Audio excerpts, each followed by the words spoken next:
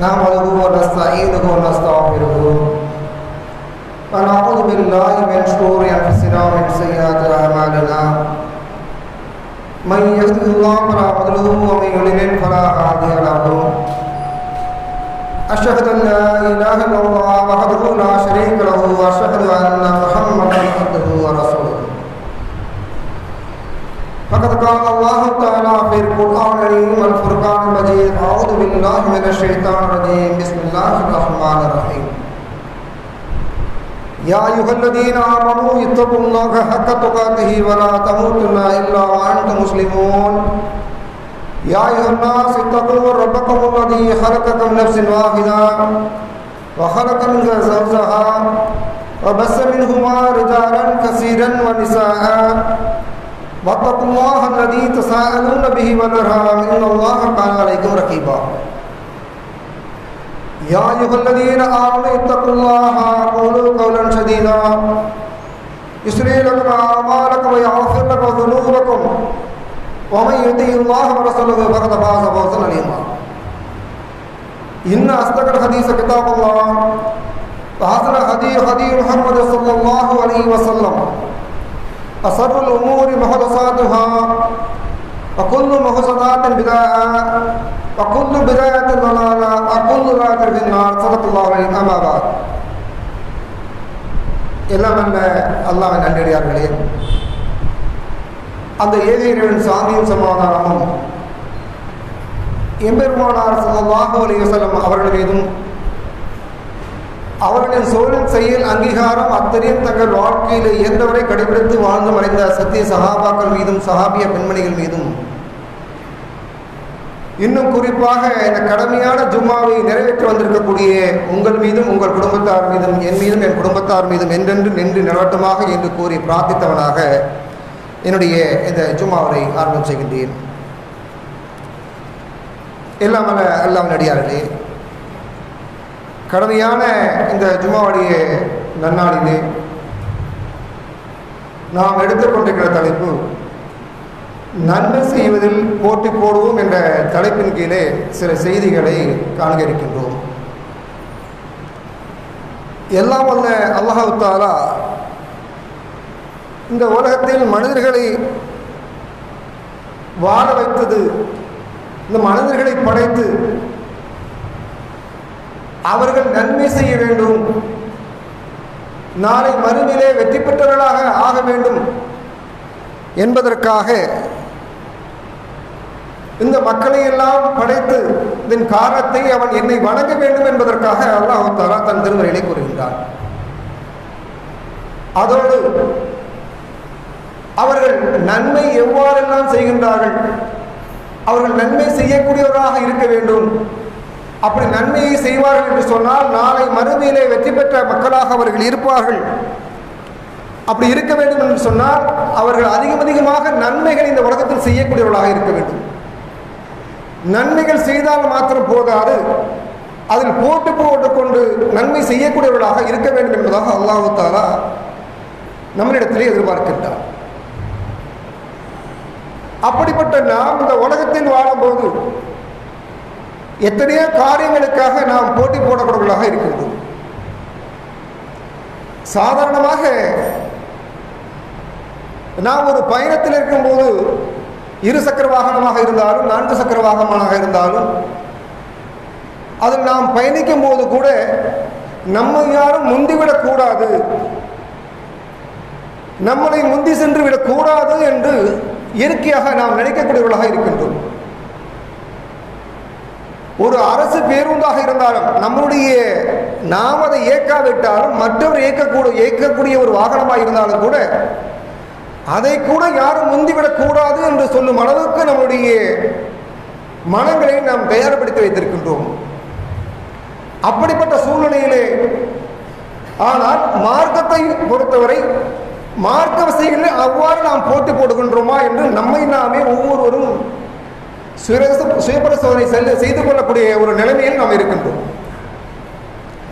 நபிகள் நாயகம் ஸல்லல்லாஹு அலைஹி வஸல்லம் அவர்கள் ஒரு முறை சொல்லும்போது, உங்களிடத்திலே சில குணங்கள் சில தருணங்கள் வருவதற்கு முன்பாக நீங்கள் நன்மை செய்வது அதிகம் போட்டி போடக்கூடியவர்களாக, நன்மை செய்யக்கூடியவர்களாக இருக்க வேண்டும் என்பதாக நமக்கு எச்சரிக்கை செய்திருக்கின்றார்கள். அப்படி என்னென்ன அவர் எச்சரிக்கை செய்திருக்கின்றார்கள்? ஒருவர் பொருளாதாரம் வந்து விடுகிறது, ஒரு செல்வ செழிப்பிலே இருக்கக்கூடிய ஒருவர், நான் செல்வம் வந்தால் நான் நன்மைகள் அதிகமாக செய்து விடுவேன் என்று சொல்லுகின்றார். செல்வம் வந்துவிட்டாலே பலர் தடம் புரளக்கூடிய ஒரு சூழ்நிலைகள் தான் இருக்கிறது. ஆனால் அவர் என்ன சொல்கின்றார்?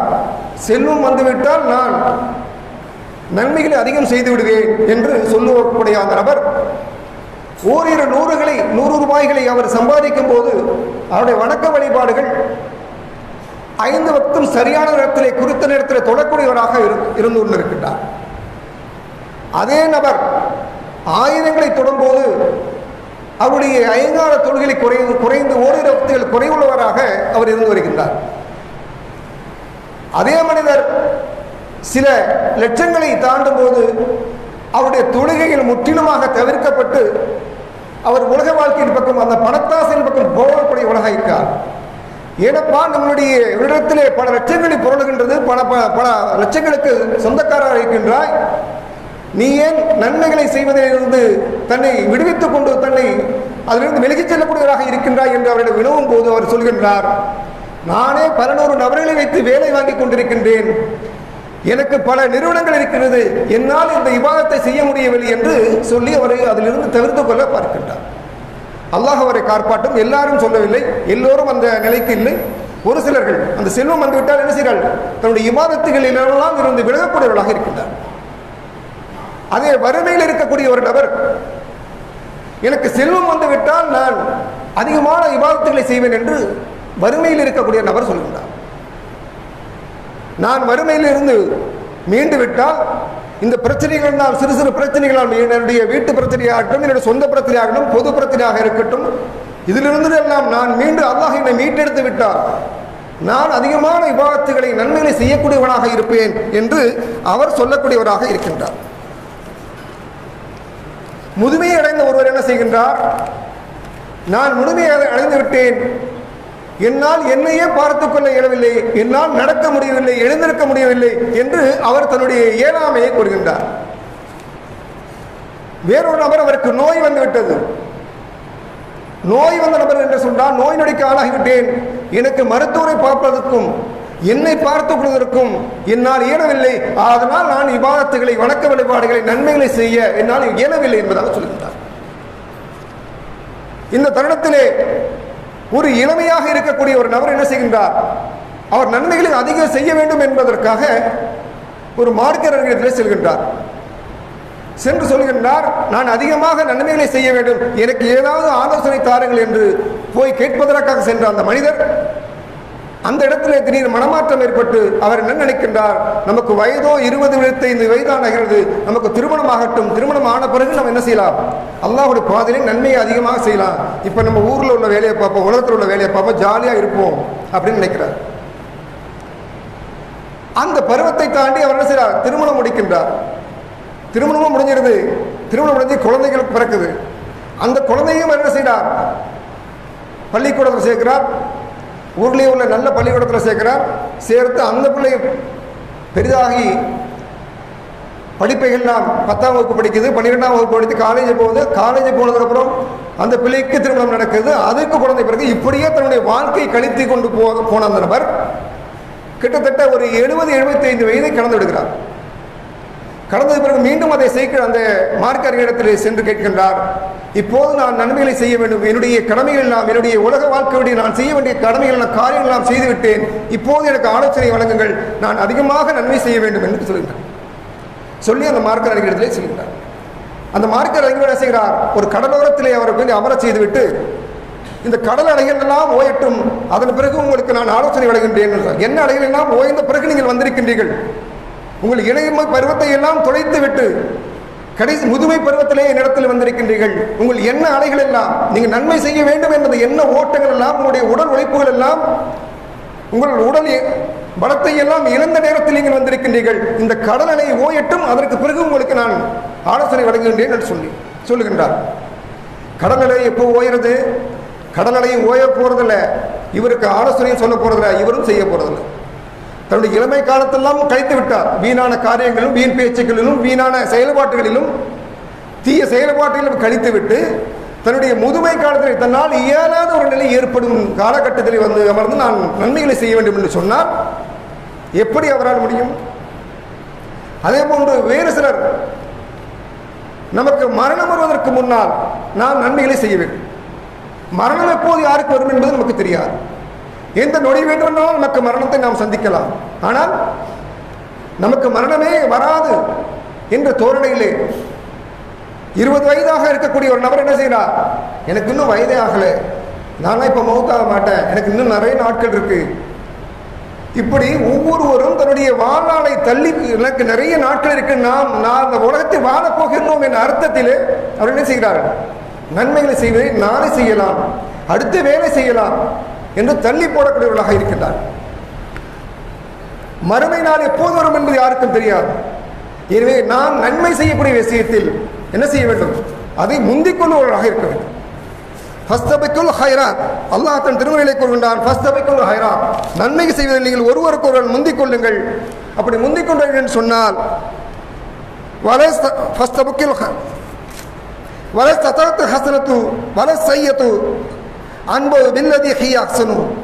நன்மையும் தீமையும் சமமாகாது.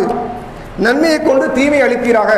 நீங்கள் செய்யக்கூடிய அந்த நன்மையானது உங்களை தீமையிலிருந்து தடுக்கக்கூடியதாக இருக்கும். அதே போன்று அந்த நன்மையானது நாளை மறுமையில வெற்றி பெறக்கூடிய நன்மக்களில் உங்களை ஒருவராக ஆக்கும். எனவே நீங்கள் நன்மை செய்வதில் ஒருவருக்கு போட்டி போட்டுக் கொள்ளுங்கள் என்பதாக அல்லாஹ் தஆலா தன் திருமறையிலே கூறுகின்றார். எனவே நாம் நன்மை செய்வதில் போட்டி போடக்கூடிய நபர்களாக இருக்க வேண்டும். உலக காரியங்களில் எவ்வளவு விஷயங்களுக்கு நாம் போட்டி போடுறோம். ஒருவர் ஒரு ஆடை, சாதாரண ஒரு ஆடை வாங்குவதாக இருந்தாலும், ஆடை அணிகடன் ஒருத்தர் வாங்கியிருப்பார் என்று சொன்னால் அதை பார்த்து நாமும் ஆடை வாங்குவதாக, அதை விட நல்ல ஒரு ஆடை வாங்க வேண்டும். ஒருவர் ஒரு பைக்கு வாங்கியிருக்கான்னு சொன்னால் நாமும் அதை விட தண்ணி 100 சிசி 250 சிசி உள்ள பைக்கு வாங்கணும்னு நினைக்கிறோம். ஒருத்தர் ஒரு வீடு வாங்கியிருக்கிறாரு, நான் என்கிட்ட 2 வீடு வாங்கணும்னு நினைக்கிறோம். ஒருத்தர் ஆப்பிள் ஐபோன் வாங்கியிருக்கிறாரு, அதை யூஸ் பண்ணவே தெரியல, ஆனால் இவருக்கெல்லாம் ஐபோன் வச்சு யூஸ் பண்றாரு. அப்படின்னு உலக காரியங்களில் நம்ம ஊரூரை போட்டி போடக்கூடியன்னா மறுமைக்காக வெற்றி பெறக்கூடிய அந்த நன்மையின் காரியங்களை எவ்வாறு நம்ம போட்டி போடுவோம்? ஆனால் சஹாபாக்கள் என்ன செஞ்சாங்க? நன்மையான காரியங்கள் அதிகம் போட்டி போடக்கூடியவர்களாக இருந்தார். ஒரு முறை சஹாபாக்கள் நபிகள் ஸல்லல்லாஹு அலைஹி வஸல்லம் போய் கேட்கிறாங்க, யா ரசூலுல்லாஹ், செல்வ செழிப்பில் இருக்கக்கூடிய சஹாபாக்கள் எல்லாம் எங்களை போன்று அவர்களும் 5 வேளை தொழக்கூடியவர்களாக இருக்கின்றார்கள், எங்களை போன்று அவனும் நோன்பு நோக்கியவர்களாக இருக்கின்றார்கள். இருந்தும் கூட அவர்கள் அந்த செல்வ செழிப்பின் காரணமாக, பொருளாதாரம் அவரிடத்தில் இருப்பதன் காரணமாக அவர்கள் அதிகமான தான தர்மங்களை செய்கின்றார்கள், அடிமைகளை விடுதலை செய்கின்றார்கள். இப்படி செய்யக்கூடிய அந்த காரியங்களிலிருந்து அவர்களிருந்து நாங்கள் போட்டி போட முடியாது, யார சொல்லா, எங்களுக்கு ஏதாவது ஆலோசனை தாருங்கள் என்பதாக நபிகள் நாயகம் ஸல்லல்லாஹு அலைஹி வஸல்லம் கேட்கிறார். நபிகள் நாயகம் ஸல்லல்லாஹு அலைஹி வஸல்லம் அந்த சஹாபாக்களை அழைத்து சொல்கின்றார்கள், அவர்களை விட நீங்கள் பொருளாதாரத்தை நீங்கள் நன்மைகளை அதிகம் செலவிட வேண்டும் என்று சொன்னால் உங்களுக்கு எளிதான ஒரு திக்ரை சொல்லித் தருகின்றேன், அதை நீங்கள் செய்வீர்கள் என்றால் சொன்னால் நீங்கள் அவர்களை விட அதிகமான நன்மை பெறக்கூடிய நன்மக்களாக ஆவீர்கள் என்பதாக அந்த சஹாபாக்கள் சொல்லிவிட்டு சொல்கின்றார்கள். சுப்ஹானல்லாஹ் 33 தடவை, அல்ஹம்துலில்லாஹ் 33 தடவை, அல்லாஹ் அக்பர் 34 தடவை. இதை நீங்கள் ஒவ்வொரு தொழுகைக்கு பிறகும் நீங்கள் ஓதி வாருங்கள், அவர்களை விட நீங்கள் நன்மையில் மிஞ்சக்கூடியவர்களாக இருப்பீர்கள் என்று சொன்னார். சிறிது நாட்கள் கழிந்த பிறகு மீண்டும் அந்த சஹாபாக்கள் நபிகள் நாயகம் ஸல்லல்லாஹு அலைஹி வஸல்லம் போறாங்க. நபிகள் நாயகம் ஸல்லல்லாஹு அலைஹி வஸல்லம் கேட்குறாங்க, யா ரசூலுல்லாஹ், அவங்க அதிகமான தான தர்மம் செய்கிறாங்க, அடிமைகளை விதிகள் செய்கிறாங்க, நாங்கள் அதை விஞ்ச வேண்டும் என்பதற்காக உங்களிடமிருந்து கற்று சென்ற அந்த திக்ர்களை ஓதி வந்தோம், இப்போ அதையும் அவங்க செய்கிறாங்க, அடுத்து நாங்கள் என்ன செய்வது என்று தெரியவில்லை என்பதாக நபிகள் நாயகம் ஸல்லல்லாஹு அலைஹி வஸல்லம் கேட்குறாங்க. அப்போ அந்த சஹாபாக்கள் நன்மை செய்யக்கூடிய விஷயத்தில் எந்த அளவுக்கு போட்டி போடுறாங்கன்னு பாரு. செல்வந்தர்கள் தான தர்மம் செய்கின்றார்கள், அறப்போரில் ஈடுபடுகின்றார்கள், அடிமைகளை விடுதலை செய்கின்றார்கள் என்பதற்காக தங்களுடைய கவலையை எவ்வாறு தெரிவிக்கின்றார்கள் என்று பாருங்கள். நாங்கள் நன்மைகளை அதிகம் செய்ய வேண்டும் என்பதற்காக அவர்கள் எந்த அளவுக்கு கவலைப்பட்டு நபிகள் நாயகம் ஸல்லல்லாஹு அலைஹி வஸல்லம் கேட்கிறார். இதே போன்று அவர்கள் நபிகள் ஸல்லல்லாஹு பொறாமை கொள்ளக்கூடியவர்களாக இருந்தார்கள். நபிகள் ஸல்லல்லாஹு சொல்றாங்க, நீங்க பொறாமை கொள்ளலாம், 2 விஷயங்களுக்காக நீங்க பொறாமை கொள்ளுங்க. எந்தெந்த விஷயத்திற்காக? கல்வியை தானும் கற்று பிறருக்கு யார் கற்றுக் கொடுக்கிறாரோ அதை பார்த்து நீங்க பொறாமைப்படுங்க. செல்வந்தர்களை பார்த்து பொறாமைப்படலாம். எப்பொழுது? அந்த செல்வந்தர்கள் தங்களுடைய செல்வங்களை தான தர்மங்களை அதிகமாக செய்கின்றார்களே அதை பார்த்து நீங்க பொறாமைப்படுங்க. இன்னைக்கு செல்வந்தர்களை பார்த்து நம்ம பொறாமைப்படக்கூடிய விஷயம் என்னவா இருக்குது? அவர்கள் இவ்வளவு செல்வத்தை சேர்த்து வச்சிருக்கிறாரு, அவர்கிட்ட இவ்வளவு இத்தனை வீடுகள், இத்தனை மனைகள், இத்தனை பிளாட்டுகள், இருசக்கர வாகனங்கள் இவ்வளவு இருக்கு அப்படின்னு அதை பார்த்து நம்ம பொறாமைப்படுறோமே தவிர அவர் எத்தனை நபர்களுக்கெல்லாம் என்னென்னலாம் அவர் தான தர்மங்களில் ஈடுபடுகிறார், எவ்வாறெல்லாம் தன்னுடைய தர்மங்களை செய்கின்றார், எத்தனை பேருக்கு உதவி செய்கின்றார் என்பதை அந்த தர்ம சிந்தனையை நாம் பார்ப்பதில்லை. அவர்களுக்கு செல்வத்தை மட்டும்தான் நான் பார்ப்பேன். அப்போ நபிகள் ஸல்லல்லாஹு சொன்னாங்க, நீங்கள் செல்வத்தை பார்த்து பொறாமைப்படாதீர்கள், அவர் செய்யக்கூடிய தர்மங்களை பார்த்து தானும் அது போல செய்ய வேண்டும் என்று நீங்கள் பொறாமைப்படுங்கள். அதே போன்று கல்வியை பற்றி சொன்னார்கள். கல்வி என்று சொன்ன உடனே நாம் நினைப்பது உலக கல்வி அல்ல, மார்க்க கல்வி. குர்ஆனை மார்க்கத்தை கற்று குர்ஆனை கற்று தானும் கற்றதோடு மட்டுமல்லாமல் தன்னால் இயன்றளவு தான் கற்ற கல்வியை தன்னுடைய வாழ்க்கையில் நெறிப்படுத்தியது செயல்படுத்தியதோடு மட்டுமல்லாமல் மற்றவர்களுக்கும் யார் எடுத்துரைக்கின்றார்களோ அந்த கல்வியை பார்த்து நீங்கள் பொறாமைப்படுங்கள். இப்போ மார்க்க கல்வியை நம்ம எடுத்து சொல்றோம்னு சொன்னா எத்தனை நபர் நம்ம எடுத்து சொல்லக்கூடியவர்களாக இருக்கின்றோம். மார்க்கத்தை அறிந்து நமக்கு ஒண்ணுமே தெரியாதுன்னு சொல்லிட்டு சிம்பிளா முடிச்சுட்டு போயிடும். நபிகள் ஸல்லல்லாஹு அவர்கள் ஒரு முறை சொல்லும் போது என்ன சொல்றாங்க, என்னிடமிருந்து ஒரே ஒரு செய்தி கிடைத்தாலும் அந்த செய்தியை நீங்கள் பிறருக்கு எடுத்து சொல்லுங்கள். அந்த ஒரு செய்தி கிடைத்தாலும் நீங்க எடுத்து சொல்லுங்க. அப்போ மார்க்கத்தையும் முழுவதுமாக அறிந்திருக்க வேண்டும் என்றில்லை, நம்மால் இயன்றளவு அந்த மார்க்கத்தை படித்து அதன் மூலம் பிறருக்கு எடுத்து சொன்னோம் என்று சொன்னால் அதிலிருந்து நேர்வழி பெறக்கூடிய எத்தனையோ நபர்கள் மூலம் நமக்கும் நன்மை கிடைக்கிறது. ஆனால் அந்த மார்க்க கல்விக்கு நாம் என்ன செய்யறோம், இப்போ முக்கியத்துவம் கொடுக்காமல் உலக கல்விக்கு முக்கியத்துவம் கொடுக்கிற எத்தனையோ நபர்கள் இன்னைக்கு நம்ம பார்க்கிறோம். இந்த உலக கல்வியை நம்ம வைத்திருக்கிறோம், இவ்வளவு கஷ்டப்பட்டு படிக்கிறோமே, அந்த உலக கல்வி நாளைக்கு மறுமையிலே நமக்காக வந்து ஏதாவது நன்மையை தரப்போகின்றதா? நாளைக்கு மறுமையிலே அல்லாஹ் நீ எத்தனை டிகிரி படித்தாய், எங்கெல்லாம் படித்தாய், நீ இன்ஜினியரா, நீ டாக்டரா, நீ தொழில்நுட்ப வல்லுநரா, நீ ஐடில படிக்கிறியா, உனக்கு கம்ப்யூட்டர் தெரியுமான்னு கேட்க போறானா? ஆனால் நீ உனக்கு மார்க்கம் அறிந்தவரா, மார்க்கத்தை கடைபிடித்தவரா, நன்மையை செய்தாயா என்னதான் கேட்பான தவிர நம்ம வச்சிருக்க அந்த சர்டிபிகேட்டோ அந்த டிகிரியோ நாளை எந்த பயனும் தராது. அதற்காக உலக கல்வி வேண்டாம் என்று சொல்லவில்லை, உலக கல்வி தேவை. ஆனால் உலக கல்வியோடு மார்க்க கல்வியும் கற்றால்தான் அந்த பிள்ளைகளும் ஒழுக்கமுள்ள பிள்ளைகளாகவும் பண்புள்ள பிள்ளைகளாகவும் நாளை மறுமையிலே நமக்காக துஆ செய்யக்கூடிய பிள்ளைகளாக வளர்வார்கள். அப்படிப்பட்ட விஷயத்துக்கு நீங்கள் பொறாமைப்படுங்கள் என்பதாக நபிகள் நாயகம் ஸல்லல்லாஹு அலைஹி வஸல்லம் என்ன சொல்றாங்க, எடுத்து சொல்கின்றார்கள். அதே போன்று தான தர்மம் செய்வதில் சஹாபாக்கள் நபித்தோழர்கள் எவ்வாறெல்லாம் உங்களுடைய கவலையையும் ஆர்வத்தையும் செய்திருக்கின்றார்கள் என்று பாருங்கள். ஒருமுறை நபிகள் நாயகம் ஸல்லல்லாஹு அலைஹி வஸல்லம் அவர்கள் தர்ம சிந்தனையை மக்களுக்கு ஊட்ட வேண்டும் என்பதற்காக ஒரு சிறிய பிரசங்கம் செய்கின்றார். தர்மத்தை தான தர்மங்களை அதிகமாக செய்யுங்கள், அது நாளை மறுமையிலே உங்களுக்கு வெற்றி தரும் என்பதாக ஒரு மக்கள் மத்தியிலே ஒரு சிற்றுரை ஆற்றுகின்றார்கள். இதை செவியுற்ற உமர் ரலியல்லாஹு அன்ஹு அவர்களும் அபூபக்கர் ரலியல்லாஹு அன்ஹு அவர்களும் என்ன செய்கிறார்கள், ஒருவருக்கு ஒரு போட்டி போட்டுக்கொண்டு தங்கள் செல்வங்களை தர்மம் செய்ய முன் வருகிறார்கள்.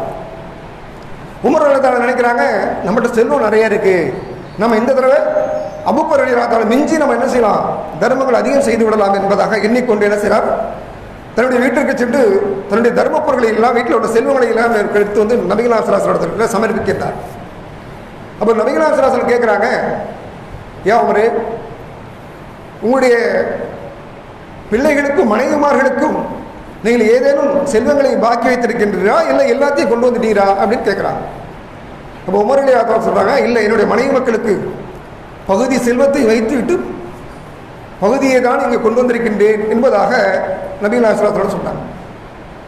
சொல்லிவிட்டு உமர் ரலியல்லாஹு அன்ஹு நினைக்கிறாங்க, இந்த முறை நம்ம அபூபக்கரை வென்று விடலாம் என்பதாக நினைத்துக் கொள்கின்றார்கள். இப்போ அபூபக்கர் என்ன செய்கிறாங்க, அபூபக்கர் ரலியல்லாஹு அன்ஹு அவர்கள் தன் பங்கிற்கு தன்னுடைய செல்வங்களை எல்லாம் நபிகள் நாயகம் ஸல்லல்லாஹு அலைஹி வஸல்லம் எடுத்து சமர்ப்பிக்கின்றார்.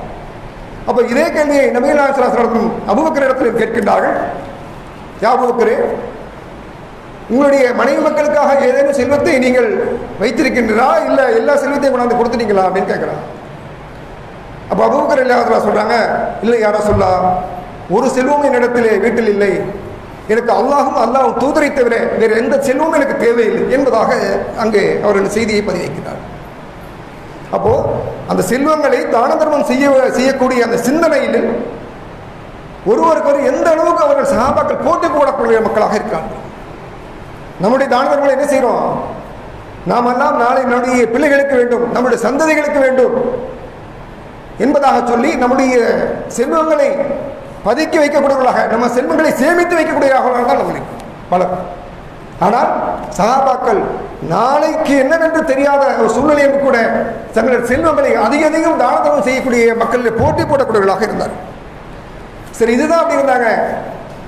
கடமையான காரியங்கள் செய்யக்கூடிய விஷயத்தில் கூட அவங்க யாரும் குறைவில்லை. பாங்கு சொல்வதாக இருக்கட்டும், தொழுகைக்கு வரக்கூடிய தொழுகைக்கு முன்சப்பில் இருக்கக்கூடிய அந்த நன்மையாக இருக்கட்டும், ஒருவருக்கு ஒருவர் போட்டி போடக்கூடியவர்களாக தான் இருந்தார். நபிகள் நாயகம் ஸல்லல்லாஹு அலைஹி வஸல்லம் சொல்லும்போது சொல்றாங்க, அவர்கள் ஒருவருக்கு ஒருவர் போட்டி போட்டுக்கொண்டு சீட்டு குலுக்கி போட்டு அவர்கள் நன்மையை செய்வார்கள் என்பதாக சொல்கிறார். அப்போ அந்த பாங்க சொல்றதுல எவ்வளவு நன்மை எதிர்பார்க்கிறாங்க. அப்போ எந்த அளவுக்கு நன்மை இருந்தாலும் அந்த மக்கள் சஹாபாக்கள் போட்டி போடக்கூடியவர்களாக. இப்போ நம்மளும் பார்க்குறோம், பள்ளி நிரம்ப நிறைய ஆட்கள் இருந்தாலும் பாங்க சொல்றதுக்கு என்ன செய்யணும், நிறைய பேர் தயக்கம் காட்டக்கூடியவர்களாக இருக்கட்டும். எனக்கு பாங்க சரியா சொல்ல வராது, எனக்கு ராகமா தெரியாது, இப்படி என்று ஒருவருக்கு ஒருவர் மற்றவரை கை காட்டக்கூடிய சூழ்நிலை தான் வசிக்கும். அதில் இக்காமத் சொல்வதற்கு அது மாதிரி. ஆனால் அதில் என்ன செய்யறார், நன்மைகள் அதிகம் கொட்டி கிடப்பதாக சொல்றார். அதே போன்று தொழுகையில் முன்சப்புக்கு நிற்கக்கூடியது, அதே போன்று ஃபஜ்ருடைய தொழுகையும் இஷாவுடைய தொழுகையும் அதில் நன்மை இருந்தால் நீங்கள் தவழ்ந்தாவது வருவீர்கள் என்பதாக புகாரில் 2689 ஹதீஸாக பேசப்பட்டது. தவழ்ந்து வருதுன்னா சும்மாவா? நடந்து வர்றதுக்கே நம்ம கஷ்டப்படுறோம். ஏதாவது காரணம் சொல்லி அந்த நன்மையை தவிர்க்கிறோம். அந்த தொழுகைக்கு வர்றதை ஏதாவது ஒரு காரணம் சொல்கிறோம். எனக்கு கால் வலிக்குது, கை வலிக்குது, என்னால் முடியல, தலை வலிக்குது, ஜுரம், இப்படி ஏதோ ஒரு காரணங்களை சொல்கிறோம். ஆனால் நபிகள் நாயகம் ஸல்லல்லாஹு அலைஹி வஸல்லம் சொன்னாங்க, அவர்கள் அதனுடைய நன்மை எறிந்தால் தவழ்ந்து வந்தேனும் அந்த இந்த கடமையை தொழுகையை நிறைவேற்றக்கூடியவர்களாக இருப்பார்கள். அந்த அளவுக்கு அதில் நன்மை போதுகிறது. அதே சமயத்தில் நமக்கு பாதுகாப்பும் அதில் இருக்கு. யாரோட ஒரு இஷாவுடைய தொழுகை தொழுகின்றாரோ அவருக்கு அன்று இரவு முழுவதும் இன்றைய வணங்கிய நன்மை, அதோடு அந்த அன்று இரவு முழுவதும் அவர்களுக்கு ஒரு மலக்குமார்களை பாதுகாப்பாக நான் வைத்திருப்பேன் என்பதாக நபிகள் நாயகம் ஸல்லல்லாஹு அலைஹி வஸல்லம் சொல்றாங்க. அதே போல யார் ஒரு ஃபஜ்ருடைய தொழுகை தொழுகின்றாரோ அவருக்கு அன்று பகல் முழுவதும் நான் பாதுகாப்பு அளிப்பேன் என்பதாக நபிகள் நாயகம் ஸல்லல்லாஹு அலைஹி வஸல்லம் சொல்றாங்க. அப்போ நிறைய நன்மைகள் கொட்டி கொடுக்கக்கூடிய அந்த தொழுகை வணக்க வழிபாடுகளை கூட நாம் என்ன செய்யறோம், தவிர்க்கக்கூடியவர்களாக இருக்கும். சரி, பகல் பொழுது நம்ம எங்கேயே போயிடுறோம். பல அலுவலகம் காரணமாக, படிப்பின் காரணமாக, நம்முடைய சொந்த அலுவலகம் காரணமாக பொருளாதாரத்தை திரட்ட வேண்டும் என்பதற்காக எத்தனையோ நம்ம வெளியில் போகக்கூடியவர்களாக நம்ம இருப்போம். இஷாவுக்கு கூடவா, இஷாவுக்கு எப்படி இருந்தாலும் வீட்டுக்குள்ள இரவு வந்து தானே ஆகணும். அந்த இஷா தொழுகையாக நம்ம தொழலாமே. சரி, இஷா தொழுகை கூட வேணாம், ஃபஜர் தொழுகை இருக்கு. ஃபஜரில் எப்படியா இருந்தாலும் நம்ம வீட்டுக்கு வந்துடும் தானே. அப்படி ஃபஜர் தொழுகை கூட நாம் என்ன செய்கிறோம், நாம் தவிர்க்கக்கூடியவர்களாக. ஃபஜருக்கு பார்த்தோம்னு சொன்னால் ஒரு செப்பு நிற்குமா, 2 செப்பு நிற்குமா தெரியல. இப்போ ஜும்மாவுக்கு பார்த்தா நம்ம பள்ளி நிரம்பு வருகின்றது. ஆனால் ஃபஜர் இடத்திலே அதை பல காரணங்களை சொல்லி அதை தவிர்க்கக்கூடியவர்களாக இருக்கும். ஆனால் அதில் அத்தனை நன்மைகள் கொட்டி கிடப்பதாக சொல்லினார். இந்த தொழுகை விஷயத்திலே சஹாபாக்கள் எந்த அளவுக்கு ஒரு ஆர்வமாக இருந்தார்கள். தொழுகை கடமையை நிறைவேற்றுவதை கூட யாரையும் எதிர்பார்க்கல. எங்களுடைய தலைவர் வரல, எங்களுடைய ஜமாத் வரல, எங்கள் பெரியோர் வரல என்று சொல்லாமல் தன்னுடைய கடமையை நிறைவேற்றில் எந்த அளவுக்கு ஆர்வமாக இருந்தார். ஒரு முறை பத்ர் போர் சமயத்தில் நபிகள் நாயகம் ஸல்லல்லாஹு அலைஹி வஸல்லம் தன்னுடைய பயணத்தில் இருக்கின்றார்கள். ஃபஜ்ருடைய வக்து வந்து விட்டது. அந்த நேரத்தில் இளைப்பாறுவதற்காக ஒரு இடத்திலே அமர்கின்றார்கள். அமர்ந்து ஃபஜ்ருடைய வக்து வந்த பிறகு எழுந்து ஃபஜ்ருடைய தொழுகை தொழுகிறதுக்கு ஆயத்தமாகின்றார்கள். நபிகள் நாயகம் ஸல்லல்லாஹு அலைஹி வஸல்லம் தங்களுடைய இயற்கை கடனை நிறைவேற்றுவதற்காக தொலைதூரம் சென்று விட்டு திரும்பி வருகின்றார்கள். ஆனால் அதற்குள்ளாக ஃபஜ்ருடைய வக்து வந்து விட்டதன் காரணத்தினால் அங்கே இருக்கக்கூடிய சஹாபாக்கள் தோழர்கள் என்ன செய்கிறாங்க, தொழுகையை ஆரம்பிக்கிறாங்க. அப்துர்ரஹ்மான் அவுஃப் என்று சொல்லக்கூடிய அந்த நபித்தருடைய பின் அவர்களை தொடர்ந்து அந்த இமாமத் நடக்கும். அப்போ நபீனா சாஸ்திரம் இயற்கை கடன்லாம் முடிச்சுட்டு திரும்பி வர்றாங்க. வந்து பார்த்தாக்கா இங்கே ஒரு ரக்காயத்து ஃபஜ்ருடைய ஒரு ரக்காயத்து முடிஞ்சிடும். 2வது ரக்காயத்தில் வந்து சேர்றாங்க. சேர்ந்ததுக்கு பிறகு இந்த மக்கள் எல்லாம் 2 ரக்காயத்தை முடித்து சலாம் கொடுத்து திரும்பி பார்த்தா நபீனா சாஸ்திரம் 2வது ரக்காயத்தை தொடர்ந்து இருக்காங்க. இப்போ இவங்களுக்கெல்லாம் ஒரு அச்சம், நபீனா சாஸ்திரம் கூட இருக்கும்போது நம்ம எல்லாம் தொழுதுட்டுமே, நம்மளை ஏதாவது சொல்லுவாங்களோ அப்படின்னு எல்லாம் ஒரு அச்சத்தோடையும் ஒரு கலக்கத்தோடையும் அவர்களை பார்த்து கொண்டிருக்காங்க. ஆனால் நபீனா சாஸ்திரம் செய்கிறாங்க, அவங்கள் தொழுகையை முடித்து விட்டு தன்னுடைய கைகள் மூலம் செய்கிறாள், நீங்கள் செய்தது சரிதான் என்பதாக செய்கின்றார். அப்போது அந்த வக்து வந்துவிட்டால் தன்னுடைய கடமையை நிறைவேற்ற வேண்டிய ஆர்வத்தோடு ஒரு தூதுவர் மார்க்க அறிஞர் தன்னுடன் இருந்தும் கூட, தன்னுடைய கூட்டத்தில் இருந்தும் கூட அவர் அந்த தொழுகையை குறித்த நேரத்தில் தொழ வேண்டும், கடமையை நிறைவேற்றும் என்ற அந்த ஆர்வம் ஒரு இடத்தில் இப்படி இருக்கு. நம்மளிடத்தில் இந்த ஆர்வம் இருக்கின்றதா? நம்ம ஏதாவது ஒரு காரணம் சொல்லி அதை தவிர்த்து கொள்ள தானே பார்க்கிறோம். ஏதோ ஒரு காரணம், இது சிறு காரணமாக இருந்தாலும் சக நேரத்தில் என்னுடைய தலைவர் வரல, என்னுடைய நாட்டாம் வரல, பெரியவர்கள் இல்லை, ஊர் பெரியவர்கள் இல்லை சொல்லி பல நேரங்களை பல நன்மையான கரையை தள்ளிப்படக்கூடிய எத்தனையோ சூழ்நிலை நம்ம பார்க்கிறோம். ஆனால் சகாபாக்கள் தங்கள் நன்மையை செய்ய வேண்டும், நன்மையான காரியத்தில் யாரையும் எதிர்பார்க்கக்கூடாது, தன்னுடைய கடமையை நிறைவேற்ற வேண்டும் என்ற அந்த எண்ணத்திலே சரியானவை நடைபெறக்கூடியவர்களாக இருந்தார். இப்படி தனக்கு கிடைக்கப்பட்ட ஒவ்வொரு சந்தர்ப்பத்தையும் அவர்கள் தன்னுடைய அடக்கி தங்கள் நன்மையில் போட்டி போடக்கூடியவர்களாக அவர்கள் தங்களை செயல்படுத்திக் கொண்டார். ஒருமுறை நபிகள் நாயகம் போருக்கு செல்வதற்காக, பத்ர் போர் செல்வதற்காக தயாராகி கொண்டிருக்கிறார்கள். தயாராகி கொண்டிருக்கும் பொழுது மக்களை அழைத்து சொல்கின்றார்கள், யார் இடத்துலாம் வாகனங்கள் இருக்கிறதோ நீங்கள் எடுத்துகிட்டு வாங்க, நம்ம அந்த போருக்கு புறப்பட தயாராகணும் அப்படின்னு சொன்னாங்க. தங்களிடத்தில் இருந்த ஒட்டகங்களை எல்லாம் எடுத்துகிட்டு வந்தாங்க. எல்லாரையும் ஒவ்வொரு நபராகவும் இரு நபராகவும் என்ன செஞ்சாங்க, ஏற்றி அனுப்பிட்டாங்க.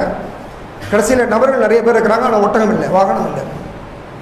அப்போ சில சகாபாக்கள் என்ன சொல்கிறாங்க, வீட்டில் போய் எடுத்துகிட்டு வரேன், எங்களுக்கு காட்டில் இருக்குது, மேட்டில் இருக்குது, அதை மாதிரி எடுத்துகிட்டு வரேன்னு சொல்லும்போது நபிகள் நாயகம் சொல்லுதான், இல்லை வேண்டாம், எத்தனை நபர்கள் வந்து சென்றிருக்கிறாரோ அது போதும், பாக்கி பிறகு நீங்கள் வீட்டுக்கு போங்க, நீங்கள் இதில் கலந்து கொள்ள வேண்டாம் என்று சொல்கிறாங்க. அப்போ அந்த சகாபாக்கள் எல்லாம் தாங்கள் அந்த போரில் கலந்து கொள்ள முடியவில்லையே என்று சொல்லி கண்ணீர் விட்டு அழுதவர்களாக வீடு திரும்பினார்கள். போரில் கலந்து கொள்ள முடியலையே சொல்லி கண்ணீர் விட்டு அழுத வண்ணமாக அவர்கள் திரும்பி சென்றார். இன்னைக்கு ரொம்ப நன்மையான காரியத்திற்காக ஒருவர் அழைத்தோம் என்று சொன்னார், இல்லை நன்மையான ஒரு பயான் நடக்கும் போது, இல்லை ஒரு பள்ளியை சுத்தம் செய்யணும், ஒரு நன்மையான காரியம் தான், இன்னைக்கு அசருக்கு வாங்கப்பா இந்த பள்ளியை சுத்தம் செஞ்சிடலாம் அப்படின்னு நம்ம சொல்லி ஒரு அறிவிப்பு செஞ்சோன்னு வச்சுங்க, நல்ல வேலை ஒரு முன்னாடியே சொல்லிட்டார், சொல்லலன்னு சொன்னால் நம்ம வந்து மாட்டிருப்போம் அப்படின்னு சொல்லிட்டு அதை தவிர்க்கப்படுவர்களாக தான் இருக்கும். அப்போது அந்த நன்மையான காரியங்கள் சஹாபாக்கள் போட்டி போட்டுக்கொண்டு எந்த ஒரு நன்மை எங்கு கிடைக்கும் என்பதாக அறிந்தவர்களாக கேட்டு கேட்டு மக்களிடத்தில் நபிகளாக சிலர்கள் கேட்டு அதை செய்யக்கூடியவர்களாக இருந்தார். எனவே நாமும் நமக்கு கிடைக்கப்பட்ட அந்த வாய்ப்பினை பயன்படுத்தி நன்றியான காரியங்கள் அதிகம் ஈடுபடக்கூடிய நன்மக்களாக இருக்க வேண்டும் என்று கூறி என்னும் முதல் உரையை நிறைவு செய்கிறேன். வாகதவான அல்ஹம்துலில்லாஹி ரப்பில் ஆலமீன். அஸ்ஸலாமு அலைக்கும் வரஹ்மத்துல்லாஹி.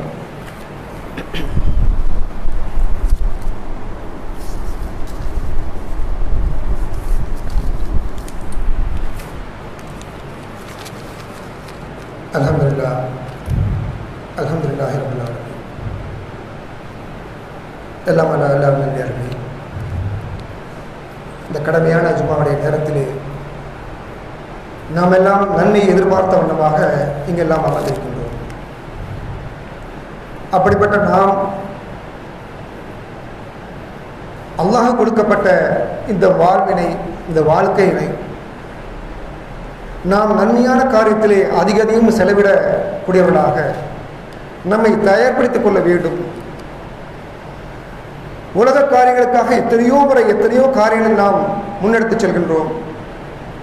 அவரை போன்று நான் செய்ய வேண்டும், அவரை போன்று நாம் செயல்பட வேண்டும் என்று எத்தனையோ காரியங்களை முன்னுதாரணமாக எடுத்து செய்கின்றோம். ஆனால் மார்க்க விஷயத்தில் என்றைக்காவது யாரையாவது பார்த்து இவர் என்னை விட அதிகமாக வணக்க வழிபாடு ஈடுபடுகிறார், இவர் தினந்தோறும் 5 தொழுகையை சரியான குறித்த நேரத்திலே பள்ளியில் தொழக்கூடியவராக இருக்கின்றார், இவர் அதிகமாக நோன்பு நோக்கின்றார், இவர் தான தர்மங்களை அதிகமாக செய்கின்றார், இவர் அதிகமாக தாவா பணிகளில் ஈடுபடுகின்றார், இவர் அதிகமாக மார்க்க பணிகளை செய்கின்றார் என்று யாரையாவது பார்த்து அதை முன்னுதாரணமாக எடுத்துக்கொண்டு நாம் நம்ம வாழ்க்கையில செயல்படுத்தக்கூடியவர்களாக இருக்கின்றோமா? உலகக்காரர்களுக்கு இன்ச்சு பை இன்ச்சா, நூல் பை நூலா சொல்லக்கூடிய அளவுக்கு நாம் பிறரை பின்பற்றுகிறோமே, மார்க்க விஷயத்தை என்றைக்காவது நாம் பின்பற்றக்கூடியவர்களாக இருக்கின்றோமா? சஹாபா காலத்திலே பெண்மணிகள் கூட நன்மை செய்வதில் போட்டி போடக்கூடியவர்களாக இருந்தார். ஒரு முறை நபிகள் நடத்த பெண்கள் எல்லாம் ஒன்று கூடி நபிகள் நடத்த கேட்கிறாங்க, யார் ரசூலுல்லாஹ், நீங்கள் எப்போ பார்த்தாலும் ஆண்கள் பக்கமே இருந்து ஆண்களுக்கு மார்க்க சந்தேகங்களையும் மார்க்கடிய செய்திகளையும் சொல்றீங்க, எங்களுக்கு ஒரு நாளை ஒதுக்கி தாருங்கள், நாங்களும் மார்க்கம் சார்ந்த செய்திகளை அறிந்து கொள்ள வேண்டும் என்பதாக அந்த பெண்மணிகள் சஹாபிய பெண்மணிகள் கேட்குறாங்க. அப்போ அதற்காக நபிகள் ஒரு தினத்தை ஒதுக்குறாங்க, அந்த பெண் மக்களுக்கு மார்க்க விஷயங்களை கற்றுத்தருகிறார். அப்போ எந்த அளவுக்கு கவலைப்படுறாங்க பாருங்க, மார்க்க விஷயங்களை அறிந்து கொள்ள வேண்டும், ஆண்கள் மாத்திரமே எல்லாத்தையும் தெரிஞ்சுக்கிறாங்களே அப்படின்னு சொல்லிட்டு அவங்க எவ்வளவு கவலைப்படுறாங்க. இன்னைக்குள்ள நம்முடைய பெண் மக்கள், பெண் பிள்ளைகள் எத்தனை பேர் மார்க்கத்தை அறிவதற்கு கவலை கொண்டவர்களாக இருக்கின்றனர். உலக விஷயத்துக்கு ஆர்வம் கொள்றாங்க. அந்த எய்த்த வீட்டு பெண் அதை வச்சுட்டா, அந்த கணவர் அதை வாங்கி கொடுத்துருக்கிறாரு, அவர் டிவி வாங்கி கொடுத்துட்டாரு, அவர் வாஷிங் மிஷின் வாங்கி கொடுத்துட்டாரு, அவர் நல்ல துணிமணிகளை வாங்கி தராரு, இப்படின்னு சொல்லி அடுத்த வேலை பார்த்து பொறாமைப்படக்கூடிய அந்த பெண் மக்கள் மார்க்க விஷயத்திலே அவரை போன்று நானும் இருக்க வேண்டும், அந்த பெண்மணியை போல நானும் ஆள வேண்டும், அந்த பெண்மணி போல நானும் ஒரு ஆலிமாக ஆக வேண்டும், நானும் மார்க்கத்தை கற்க வேண்டும் என்று எத்தனை பெண் மக்கள், எத்தனை பெண் பிள்ளைகள் நம்மளுடைய எண்ணத்திலே ஓடக்கூடியவர்களாக இருக்கின்றார்கள். அதே போன்று சஹாபிய பெண்மணிகளே வீரம் இந்த பெண்மணிகளும் இருக்க செய்தார்கள். ஆண்கள் எல்லாம் அறப்போரில் ஈடுபட்டு சகீதாகின்றார்கள், நாங்களும் சகீதாகி அந்த அந்தஸ்தை பெற வேண்டும் என்று நபிகள் கேட்கிறார்.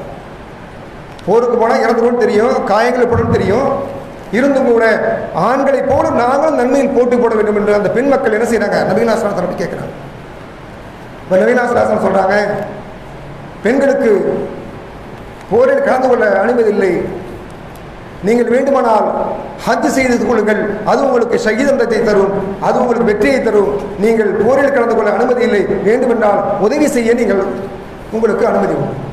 போரில் கலந்தவர்களுக்கு தாகம் எடுத்தால் தண்ணீர் கொடுப்பதற்கும் காயம்பட்டவர்களுக்கு மருத்துவம் செய்வதற்கு வேண்டால் அனுமதி இருக்கு என்பதாக அந்த பெண்மணிகளை சொல்லி அவர்களை அனுப்புகின்றார். அப்போ அந்த பெண்மணிகள் எந்த அளவுக்கு அந்த ஆண்களை போல தாங்களும் செய்ய வேண்டும், நன்மை செய்ய வேண்டும் என்று எந்த அளவுக்கு அவங்க முனைப்பு காட்டுறாங்க. எனவே ஆண்கள் என்றும் மாறாமல் பெண்கள் என்றும் இல்லாமல் நாம் நன்மை செய்வதில் அதிகம் போட்டி போடக்கூடிய மக்களாக நம்முடைய வாழ்க்கையில கிடைக்கப்பட்ட எந்த நேரம் நமக்கு மூத்துடன் தெரியாது, நமக்கு வீடு போய் சேருவோம்னு கூட தெரியாது, நாளை இருப்போமான்னு தெரியல. ஆனால் நாளைக்கு நம்ம என்ன செய்யணும், நிறைய பேர் நாளைக்கு பார்த்துக்கலாம், அசருக்கு பார்த்துக்கலாம், மகரிபுக்கு பார்த்துக்கலாம், இருப்போமா? நமக்கு அந்த வாழ்வை அல்லாஹ் தருவான் என்ற உத்தரவாதம் சொல்ல முடியுமா யாராவது? அப்போ கிடைக்கப்பட்ட வாய்ப்பினை பயன்படுத்தி சிறு சிறு நன்மைகள் கூட எத்தனையோ நன்மைகள் இருக்கு. பிறரை பார்த்து புன்முறுவலாக பேசுவது, நல்லதை பேசுவது, நல்லதை பிறர் நலம் நாடுவது, தேர்வோரங்களே கிடக்கொண்டே இடையூறாக இருக்கக்கூடிய கல்லோ முள்ளோ எடுத்து ஓரமாக இடுவது, இது போன்ற எத்தனையோ சிறிய நன்மைகள் கூட எத்தனையோ கொட்டி கிடக்கின்றது. எனவே அது போன்ற நன்மைகளை நாம் அதிக உதவி செய்து நாளை மறுமையிலே வெற்றி பெறக்கூடிய நன்மக்களாக அல்லாஹ் உங்களையும் என்னையும் ஆக்கி அருள் புரிய வேண்டும் என்று கேட்டுக்கொண்டு என்னுடைய ஜுமாவை நிறைவு செய்கிறேன். வாஹிர தவானா அல்ஹம்துலில்லாஹி ரப்பில் ஆலமீன். அஸ்ஸலாமு அலைக்கும் வரஹ்மத்துல்லாஹி வபரகாத்துஹு.